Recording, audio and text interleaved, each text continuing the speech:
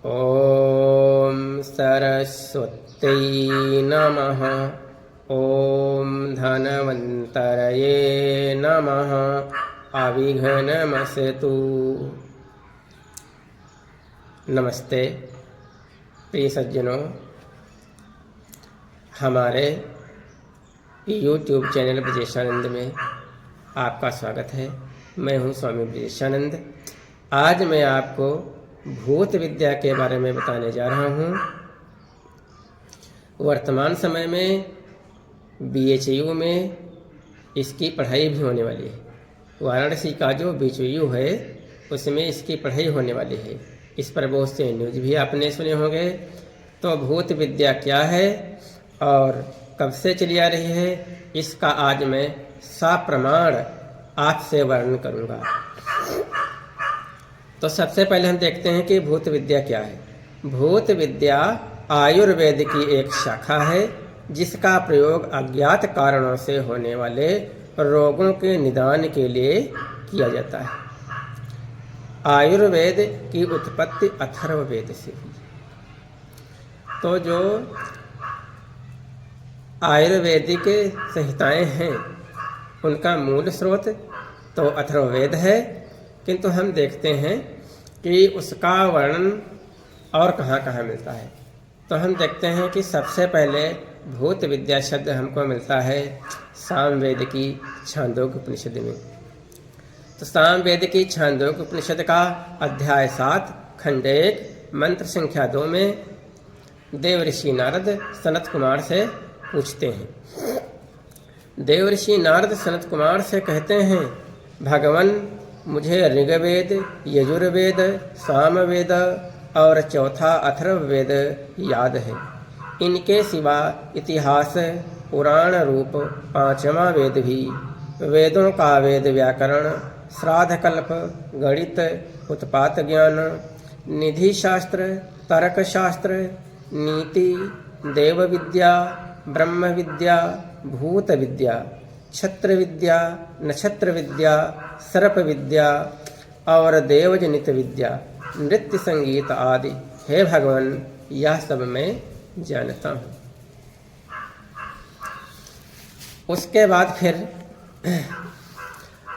जो सुश्रुत संहिता है उसके सूत्र स्थान में 9 अध्याय हैं, शरीर स्थान में 1 अध्याय है, उत्तर तंत्र में 15 अध्याय भूत विद्या के बारे में वर्णन किया गया है। आयुर्वेद के 8 अंग हैं। सुश्रुत संहिता के सूत्र स्थान में कहा गया है खलु आयुर्वेदम अष्टांगम।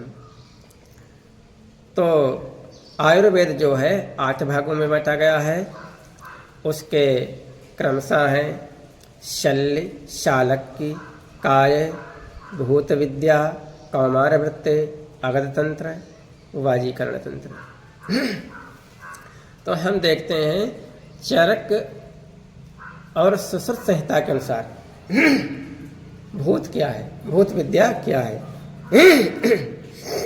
तो हम देखते हैं भूत विद्या नाम देवा, असुर, गंधर्व, रक्ष, यक्ष, पितर, पिशाच, नागा आदि उपसृष्ट चेतसाम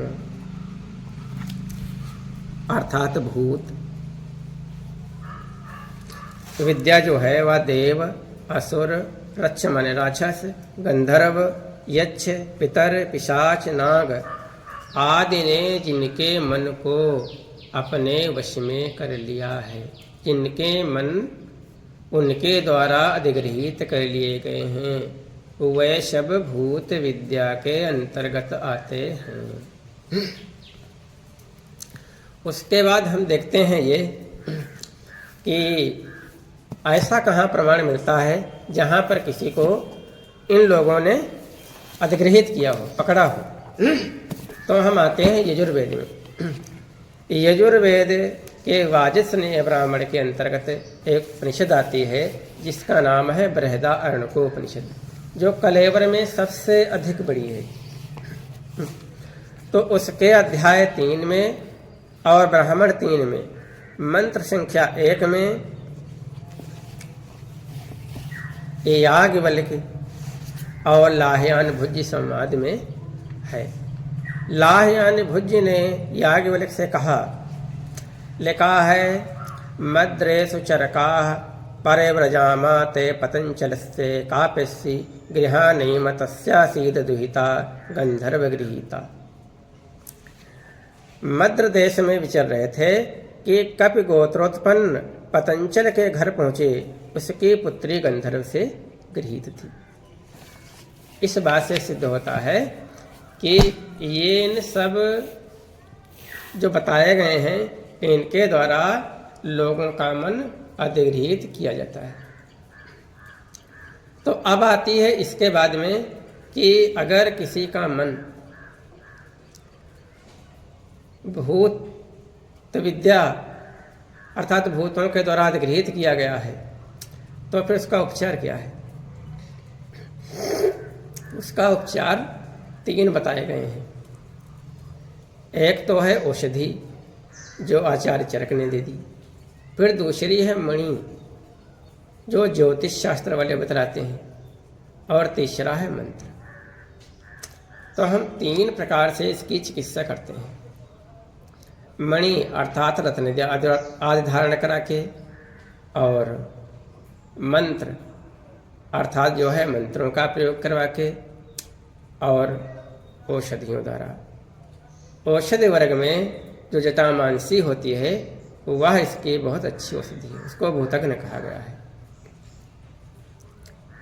तो इस प्रकार से ये सिद्ध होता है कि जो ये भूत विद्या की अवधारणा है ये अत्यंत प्राचीन है, किंतु कालांतर में लोगों ने जैसा वर्णन कर रखा है कि इस प्रकार के भूत प्रेत होते हैं, और समाज में जैसी एक अवधारणा फैला रखी है वह भ्रांतपूर्ण है।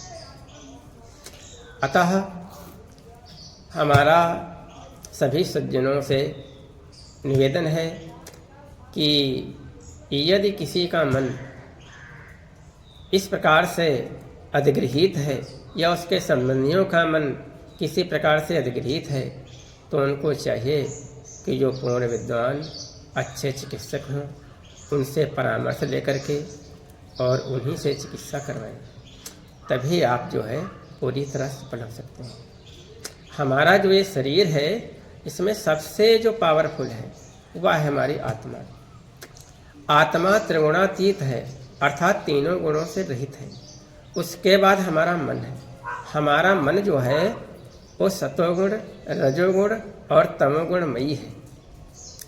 तो ये देखा जाता है कि व्यक्ति का मन सतोगुण से अधिगृहित है, कि रजोगुण से अधिगृहित है, कि तमोगुण से अधिगृहित है।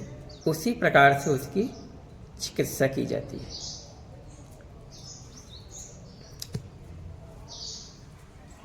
इति सिद्धम। धन्यवाद।